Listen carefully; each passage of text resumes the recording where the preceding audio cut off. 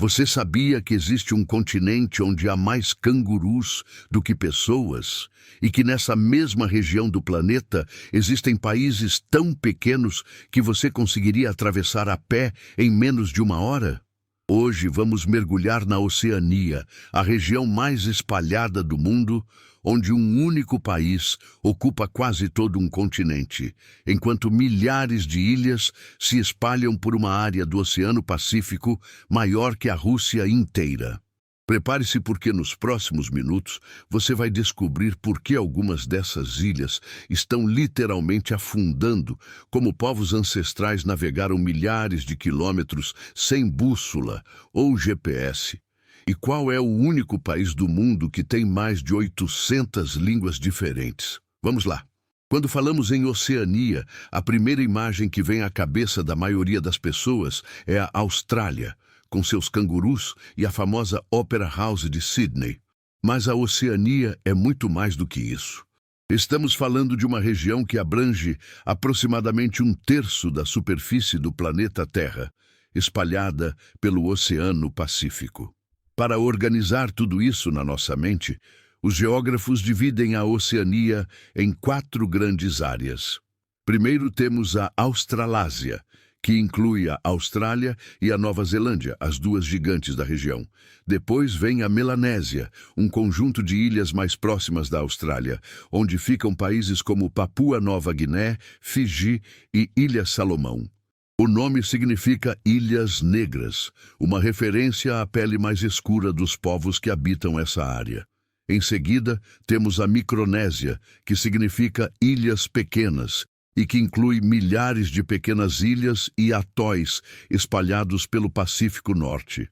Por fim, a Polinésia, que forma um triângulo gigantesco no oceano, com vértices no Havaí ao norte, na Nova Zelândia ao sul e na Ilha de Páscoa a leste. É na Polinésia que encontramos lugares como Samoa, Tonga e a Polinésia Francesa, onde fica o famoso Tahiti. Imagine o seguinte: se você colocasse todos os pedaços de terra da Oceania juntos, teria cerca de 8,5 milhões de quilômetros quadrados. Parece muito, certo? Mas aqui está o detalhe incrível. A Austrália sozinha representa mais de 90% dessa área total.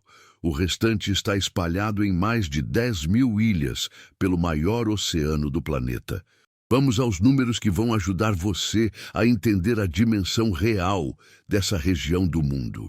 A Oceania tem cerca de 45 milhões de habitantes. Para você ter uma ideia, isso é aproximadamente 1/5 da população do Brasil. Mas aqui vem a parte fascinante. Enquanto o Brasil tem seus quase 215 milhões de pessoas concentrados em pouco mais de 8 milhões de quilômetros quadrados, a Oceania tem uma densidade populacional muito menor, especialmente quando consideramos que a maior parte das pessoas vive na Austrália e Nova Zelândia. Falando em Austrália, o país tem 26 milhões de habitantes em um território de 7.700.000 quilômetros quadrados. Para comparar com o Brasil, a Austrália tem quase a mesma área que nosso país, mas com menos de 1/8 da nossa população. É tanta terra e tão poucas pessoas que a densidade populacional australiana é de apenas 3 habitantes por quilômetro quadrado. No Brasil, essa média é de 25. A região tem 14 países independentes e várias dezenas de territórios dependentes de outras nações, como os Estados Unidos, França e Reino Unido. Papua Nova Guiné é o segundo país mais populoso, com cerca de 9 milhões de pessoas, e também é o país com a maior diversidade linguística do planeta. São mais de 800 línguas vivas faladas em um território pouco maior que o estado da Bahia. Os idiomas oficiais variam conforme a história colonial de cada lugar. Na Austrália e Nova Zelândia, é o inglês. Em alguns territórios franceses do Pacífico, como Nova Caledônia e Polinésia Francesa, o francês predomina. E existem centenas de línguas nativas que ainda são faladas diariamente, especialmente nas ilhas menores. Aqui vai um dado curioso sobre distâncias. A Nova Zelândia fica a mais de 2.000 quilômetros da Austrália. Para você ter noção, é quase a distância entre São Paulo e Manaus. Agora imagine, algumas ilhas da Polinésia ficam ainda mais distantes, separadas por milhares de quilômetros de oceano aberto. Kiribati, por exemplo, tem seu território espalhado por uma área tão grande quanto os Estados Unidos continentais, mas a soma de todas as suas ilhas dá apenas 800 quilômetros quadrados de terra, menos que a cidade do Rio de Janeiro. A Oceania é uma aula viva de geologia e ecologia. Vamos começar pela Austrália, que é o continente mais plano do mundo. Enquanto outros continentes têm cadeias de montanhas gigantescas, como os Andes ou o Himalaia, a Austrália tem uma altitude média de apenas 300 metros. O ponto mais alto do continente australiano, o Monte Kosciuszko, tem pouco mais de 2.000 metros. Para comparar, o Pico da Neblina no Brasil é mais alto, mas não se engane. Apesar de plana, a Austrália tem paisagens incríveis. O centro do país é dominado pelo Outback, um deserto árido e vermelho, onde as temperaturas podem ultrapassar os 50 graus Celsius no verão. É tão quente e seco que cerca de 70% do território australiano é considerado árido ou semiárido. Ali fica o Uluru, aquela rocha gigante e sagrada para os povos aborígenes, que muda de cor conforme a luz do dia. Já o litoral é completamente diferente. No nordeste da Austrália está a Grande Barreira de Corais, o maior sistema de recifes do mundo. São mais de 2.900 recifes individuais e 900 ilhas espalhadas por 340 mil quilômetros quadrados. É tão grande que pode ser vista do espaço. Imagine uma cidade submersa do tamanho do estado de Mato Grosso do Sul, mas construída por bilhões de minúsculos animais chamados pólipos de coral ao longo de milhões de anos. A Nova Zelândia é o oposto, montanhosa, verde e com climas temperados. O país fica bem em cima do encontro entre duas placas tectônicas, o que significa muitos vulcões e terremotos. Existem cerca de 50 vulcões ativos ou potencialmente ativos na Nova Zelândia, e a atividade geotérmica é tão intensa que geysers e piscinas de lama fervente são atrações turísticas comuns. As ilhas menores têm uma história geológica fascinante. Muitas são vulcânicas, nascidas de erupções no fundo do oceano. Outras são atóis, aqueles anéis de coral que cercam uma lagoa central, formados quando um vulcão extinto afunda lentamente no oceano ao longo de milhões de anos, deixando apenas o recife de coral que cresceu ao seu redor. A biodiversidade da região é única no mundo. A Austrália e as ilhas próximas ficaram isoladas de outros continentes por milhões de anos, o que permitiu a evolução de espécies que não existem em nenhum outro lugar. Cangurus, coalas, ornitorrincos, diabos da Tasmânia, todos são endêmicos. Na Nova Zelândia, até recentemente, não existiam mamíferos terrestres nativos, apenas pássaros, incluindo o kiwi, que não voa, e o kakapo, um papagaio noturno e também incapaz de voar, um dos pássaros mais raros do planeta. Mas toda essa beleza enfrenta ameaças sérias.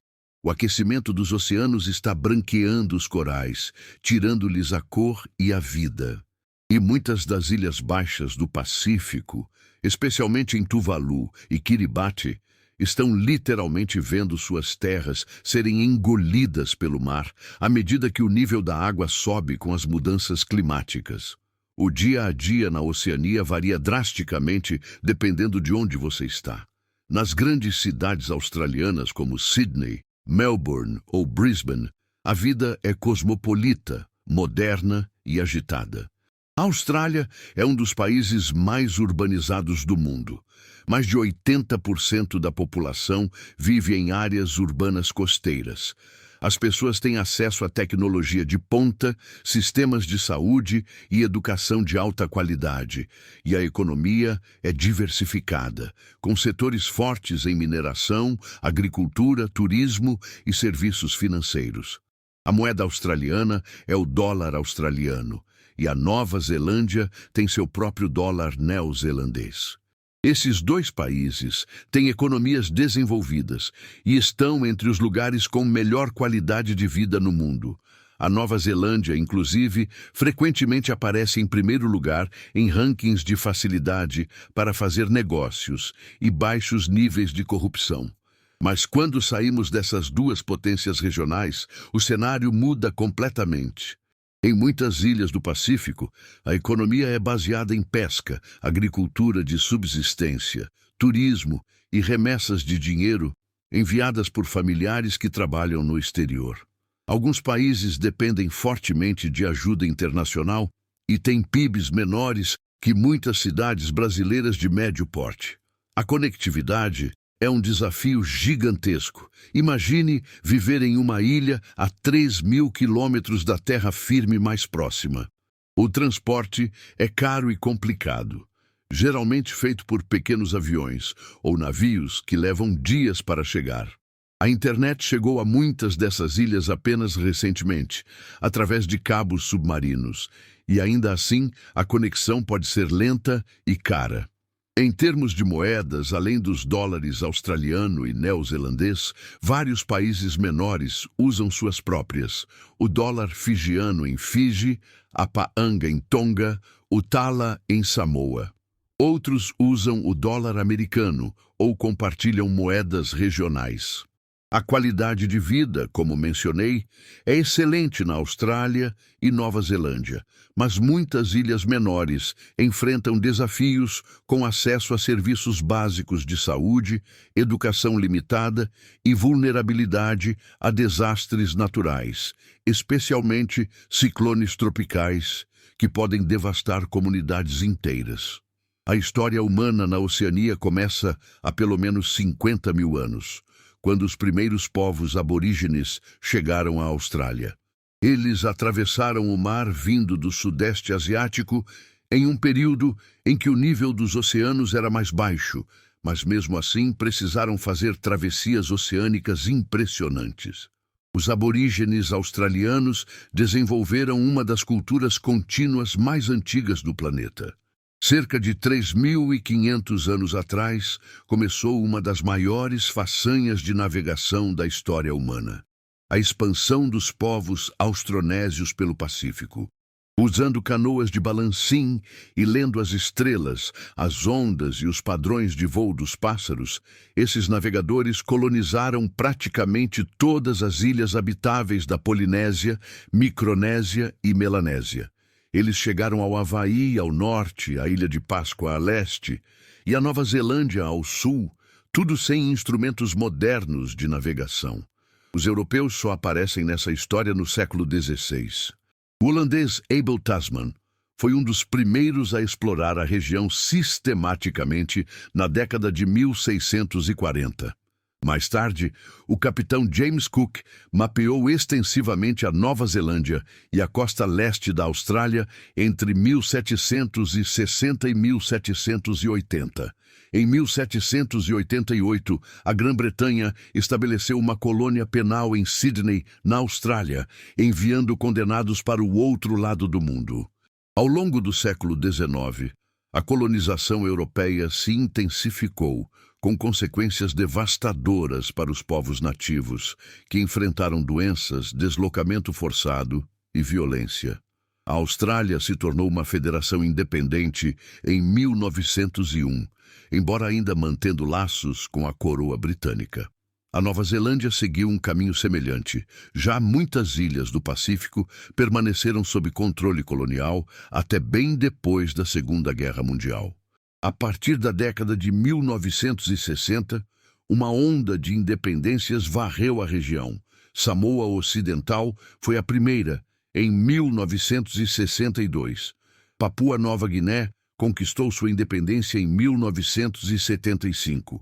Fiji, em 1970. e assim sucessivamente, até que quase todas as principais ilhas se tornaram nações soberanas, embora algumas ainda mantenham laços especiais com antigas potências coloniais. Essa história de navegação ancestral, colonização e luta por independência moldou profundamente a identidade cultural da Oceania. E entender esse passado nos ajuda a compreender os desafios e as conquistas da região hoje. A cultura da Oceania é uma tapeçaria rica tecida ao longo de milênios. Vamos começar pelas tatuagens, que têm um significado profundo em várias culturas do Pacífico. Na Polinésia, especialmente em lugares como Samoa e Tonga, a tatuagem tradicional não é apenas arte corporal, é um rito de passagem, uma marca de status social e uma forma de contar a história da própria vida. O tatau samoano, por exemplo, cobre grande parte do corpo e pode levar semanas para ser completado usando métodos tradicionais, com pentes de osso ou dente de tubarão. A dança haka, imortalizada pelo time de rugby da Nova Zelândia, os All Blacks, é originalmente uma dança de guerra maori. Com movimentos vigorosos, expressões faciais intensas e gritos ritmados, o haka era usado para intimidar inimigos antes da batalha, mas também para celebrar, homenagear convidados e marcar ocasiões importantes. A culinária do Pacífico é baseada em ingredientes locais: coco, taro, inhame, peixe, porco. O método tradicional de cozimento em muitas ilhas envolve um forno subterrâneo chamado umu ou lovo, onde pedras aquecidas cozinham os alimentos embrulhados em folhas de bananeira. Na Austrália moderna, a culinária é extremamente multicultural, reflexo das ondas de imigração, mas também há um movimento crescente de valorização dos ingredientes nativos, como o arbusto de tomate e várias frutas e ervas aborígenes. Os símbolos nacionais são fascinantes. O canguru e o emu aparecem no brasão australiano, escolhidos porque nenhum dos dois consegue andar para trás, simbolizando progresso. O kiwi é o símbolo não oficial da Nova Zelândia, e os neozelandeses até se chamam carinhosamente de kiwis.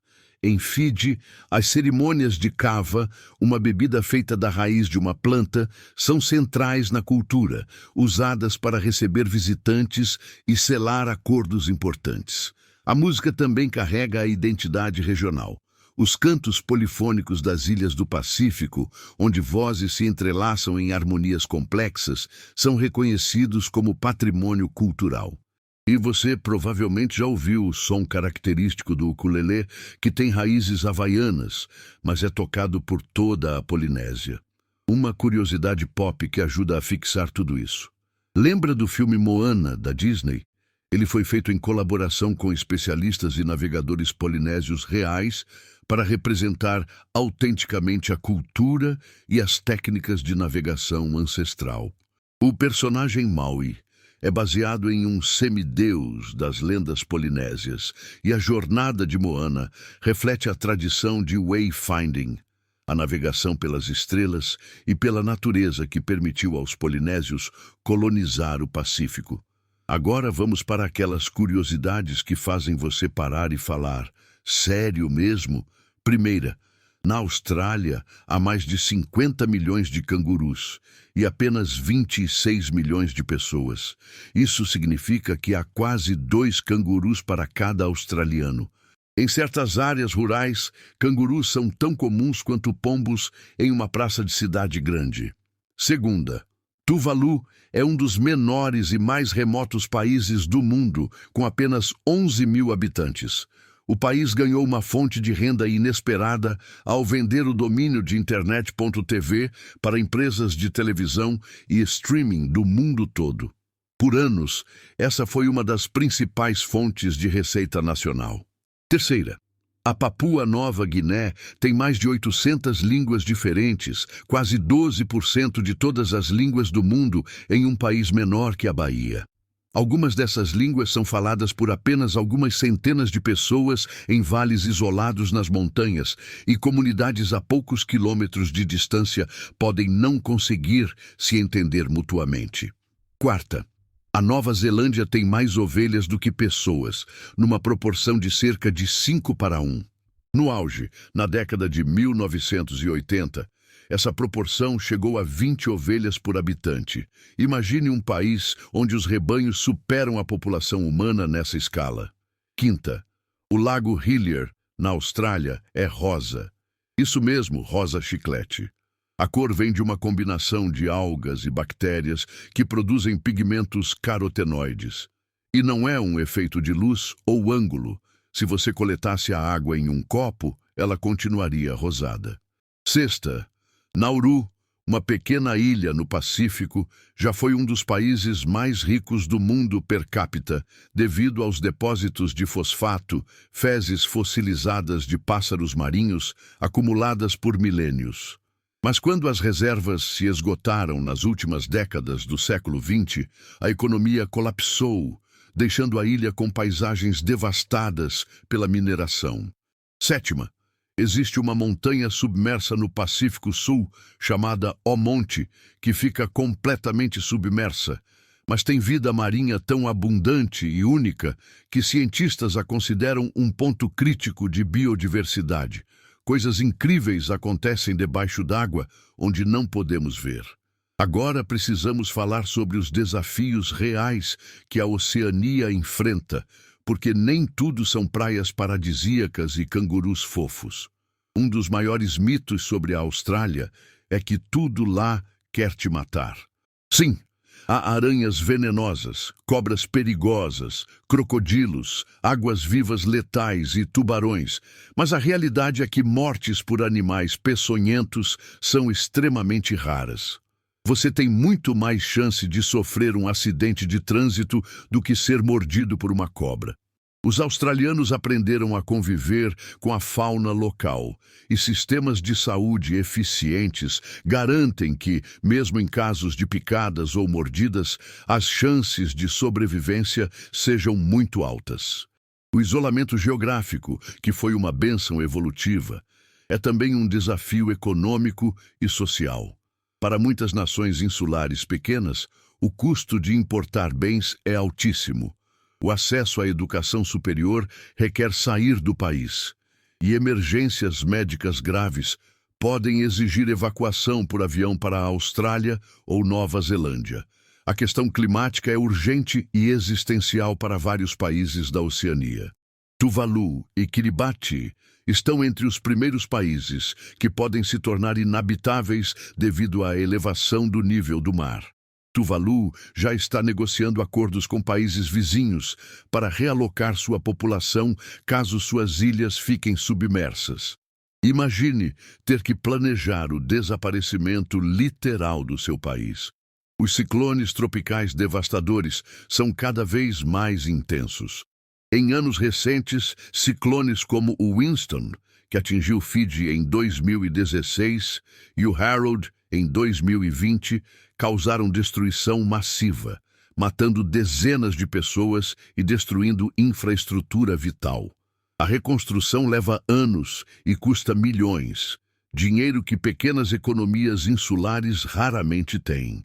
Existem também tensões geopolíticas crescentes. A região se tornou uma área de competição de influência entre potências como Estados Unidos, China e Austrália.